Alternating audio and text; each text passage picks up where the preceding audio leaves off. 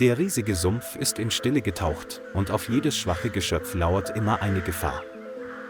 Ein kleines Leopardenjunges rutschte versehentlich aus und fiel in den dicken Schlamm. Es kämpfte verzweifelt, seine Krallen kratzten im Schlamm, sanken jedoch nur noch tiefer ein. Die runden Augen weiteten sich und glänzten vor Angst, als der Körper vom Schlamm festgehalten wurde und nicht entkommen konnte. Es klammerte sich an einen trockenen Ast und versuchte, einen schwachen Hoffnungsschimmer festzuhalten. Der Körper zitterte, jeder Atemzug ging schnell, als wäre er nach nur wenigen Minuten erschöpft. Ein schwacher Laut kam aus seiner Kehle, in der Hoffnung, dass jemand seinen Hilferuf hören würde. Das kalte, schlammige Wasser stieg allmählich an und ließ das gelb gefleckte Fell an der Haut kleben. Der kleine Schwanz peitschte hoffnungslos und hinterließ schwache Wellen auf der Wasseroberfläche. Die Zeit verging langsam, die Dunkelheit breitete sich allmählich aus, doch das Leopardenjunge konnte der schlammigen Belagerung immer noch nicht entkommen. Das kleine Herz schlägt schnell und unregelmäßig, auf dem schmalen Grat zwischen Leben und Tod. Im schwachen Mondlicht klammerte es sich noch immer an den Ast und betete um ein Wunder, das es retten würde. Nicht weit entfernt lagen die Leopardenmutter und ihre verbliebenen Jungen zusammengekauert in der Dunkelheit und blickten auf den Sumpf hinunter. Die Augen der Leopardenmutter blitzten vor Angst, sie kam langsam näher, wagte aber nicht, hinabzutauchen. Aus der Kehle hallte ein tiefes Knurren wider, das das Kind aufforderte, dem Schlamm zu entkommen. Die 3 anderen Jungen drängten sich in der Nähe zusammen und zitterten beim Anblick ihrer hoffnungslos gefangenen Brüder. Die Leopardenmutter wartete geduldig und hoffte, dass ihr Baby alleine in Sicherheit klettern könnte. Die Zeit verging wie im Flug, die Sonne ging unter und wieder auf, aber die Situation blieb unverändert. Im Laufe des Tages wurde der Körper des Jungen immer schwächer und hatte nicht mehr die Kraft zu schreien. Die Leopardenmutter brüllte laut, ihre Augen waren rot, aber sie war immer noch hilflos, bevor der Sumpf sie verschlang. Der Schmerz war so groß, dass die Mutter ihre Kinder ein letztes Mal ansah und sich dann umdrehte, um die restlichen 3 Kinder wegzuführen. Seine Schritte waren langsam, hinterließen tiefe Spuren im nassen Sand und brachten herzzerreißenden Schmerz mit sich. Das schwache Junge beobachtete mit verzweifelten Augen, wie die Gestalten seiner Familie allmählich in der Ferne verschwanden. Einsamkeit umhüllte ihn und er wusste, dass er gegen seinen bevorstehenden Tod ankämpfen musste. Als es dunkel wurde, versuchte das Junge immer noch, im Schlamm zu scharren und suchte nach einer schwachen Hoffnung auf Überleben. Es zitterte, als das kalte Wasser tiefer eindrang, und sein Körper zitterte vor Erschöpfung und Kälte. Im Laufe des 2. Tages drückte der dicke Schlamm seine kleinen Gliedmaßen noch fester zusammen und machte es fast bewegungsunfähig. Die großen Augen wurden allmählich trüb, der Blick erfüllt von Resignation gegenüber dem grausamen Schicksal. Der trockene Ast unter seinen Füßen zitterte und bot in der Verzweiflung nur vorübergehend Halt. Es versuchte, einen heiseren Schrei auszustoßen, aber der schwache Laut verklang in der Stille. Der kleine Körper zitterte, jeder schwere Atemzug war wie ein Abschied vom Leben. Schlamm klebte am ganzen Körper, der aufsteigende Gestank machte den Raum noch stickiger. Eine Erinnerung an die warme Umarmung ihrer Mutter ließ sie schwach aufschreien. Der Nachmittagshimmel war grau, die aufziehenden Wolken kündigten Regen an, was die Lage noch düsterer machte. Als es wieder dunkel wurde, hätte das Junge den Tod beinahe stillschweigend hingenommen. Am nächsten Morgen ging ein Eingeborener am Rand des Sumpfes entlang und suchte nach trockenem Brennholz. Er blieb stehen, als er ein leises Geräusch wie ein Knurren aus dem Schlamm hörte. Als er näher kam, war er schockiert, als er ein kleines Leopardenjunges sah, das sich fest an einem Ast festklammerte. Die Augen des Jungen waren rot, sein flehender Blick schien direkt in das Herz des Mannes zu stechen. Ohne zu zögern nahm er einen langen Ast und ließ ihn vorsichtig in die Nähe des Tieres heruntersausen.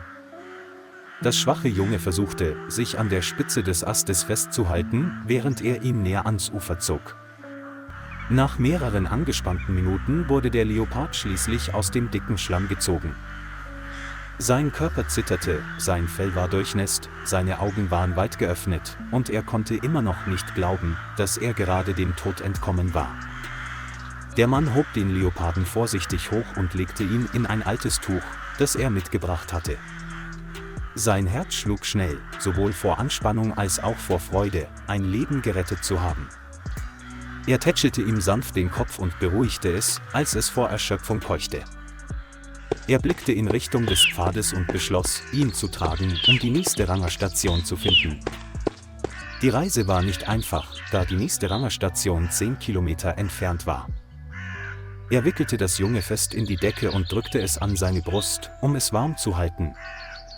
Jeder Schritt war schwer, aber er blieb nicht stehen, aus Angst, dass es jeden Moment einstürzen könnte. Die Sonne brannte heiß, sein Hemd war schweißdurchtränkt und seine Schultern schmerzten, aber er hielt durch und ging weiter. Der Leopard schnappte gelegentlich nach Luft und hatte die Augen geschlossen, als würde er gegen ein Koma ankämpfen. Während er ging, redete er sich ein, dass er es in Sicherheit bringen müsse, bevor es zu spät sei. Schlammige Schuhe, Blasen an den Füßen, aber die Liebe im Herzen gibt Kraft. Als die Sonne im Westen unterging, sah er endlich das kleine Dach der Rangerstation. Hoffnung keimte in ihm auf, er beeilte sich, schneller zu gehen und drückte den Leoparden fest in seine Arme. Die Tür der Station öffnete sich und der Ranger war überrascht, ihn mit einem klatschnassen Leopardenjungen im Arm zu sehen. Ohne zu zögern eilte der Ranger sofort zu Hilfe und bereitete sich darauf vor, es zum Arzt zu bringen. Der Ranger namens Daniel nahm den Leoparden vorsichtig aus den Händen der Dorfbewohner, seine Augen waren voller Sorge. Er rief schnell den Tierarzt, damit er in den kleinen Rettungsraum kam und nachschaute. Der Arzt legte das Stethoskop auf die Brust des Babys und lauschte dem schwachen Herzschlag. Das Ergebnis war eindeutig, der Leopard war völlig erschöpft, dehydriert und schwer geschwächt. Sofort bekam er Wasser und der Schlamm wurde von seinem ganzen Körper abgewischt. Daniel und der Arzt kümmerten sich abwechselnd darum und jeder Tropfen Milch half ihm, sich allmählich zu erholen. Eine ganze Woche lang blieben sie an seiner Seite und ließen keine seiner kleinsten Bewegungen aus den Augen. Mit jedem Tag hellten sich die Augen des Jungen auf und seine Beine wurden kräftiger. Aus dem anfänglich schwachen Knurren wurden kräftigere, selbstbewusstere Schreie. Sobald das Fell trocken und glänzend ist, wird es zur Akklimatisierung in ein halbwildes Gehege gebracht. Hier trainierte Daniel es weiter in den grundlegenden Jagdfähigkeiten. Er beobachtete geduldig jede Bewegung und war erfreut, als er sah, wie es allmählich unabhängig wurde. Nach einem Monat war das Junge gesund, munter und seine Augen strahlten vor neuem Leben. Daniel wusste, dass die Zeit nahte, es in die Wildnis zurückzubringen. Er schmiedete einen Plan, um den Leoparden dorthin zurückzubringen, wo er gefangen war. Früh am Morgen trugen Daniel und die Ranger das Leopardenbaby zurück zum Rand des Sumpfes. Es war still im Raum, man hörte nur das Zwitschern der Vögel und das Rascheln des Windes in den Baumkronen. Er legte den Leoparden auf den Boden und verfolgte ihn mit gespannter Erwartung. Das Junge schnaubte und sah sich um, als suchte es nach etwas Vertrautem. Aus der Ferne war ein leises Brüllen zu hören, die Leopardenmutter erschien mit ihren 3 verbliebenen Jungen. Seine Augen leuchteten und es rannte mit kräftigen Beinen auf die Herde zu.